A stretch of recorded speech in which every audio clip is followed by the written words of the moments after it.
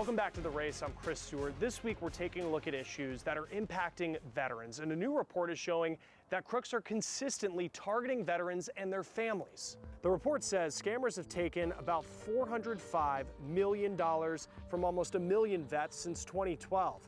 Research broke down losses by military branch. The Army is first, followed by the Navy, Air Force, Marine Corps, and Coast Guard.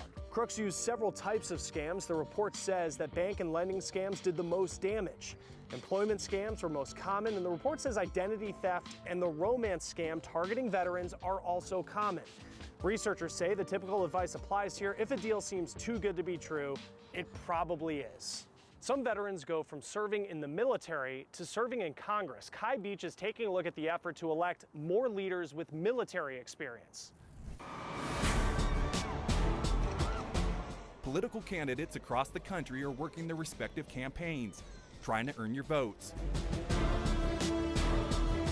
But of all the people running for all the offices in 2020, there are fewer politicians like these two. Current California Congressman Democrat Salud Carbajal and Republican Casper Stockham, who's running for Congress in Colorado. Both are U.S. military veterans. Carbajal is a former Marine serving as a mortarman. When we serve our country in the military, there's a common bond, there's a common purpose.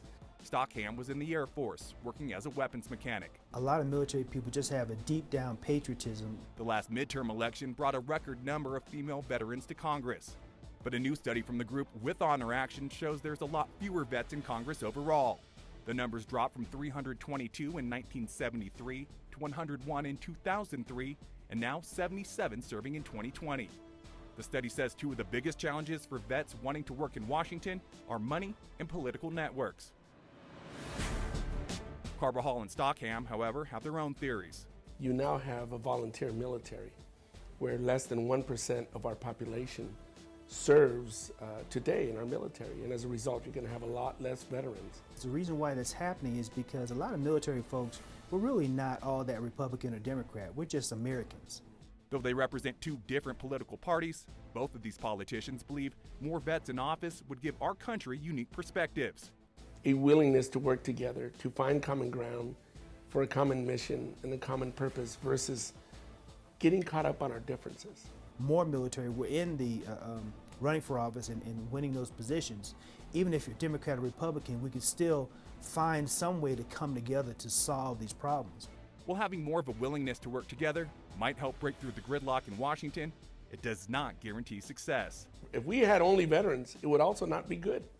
We need to make sure that you have the diversity of backgrounds in Congress, because that's what makes our country the great place that it is. We have to decide what's important at the end of the day. Is it important to be a Democrat or Republican, or is it important to do what's right for our country?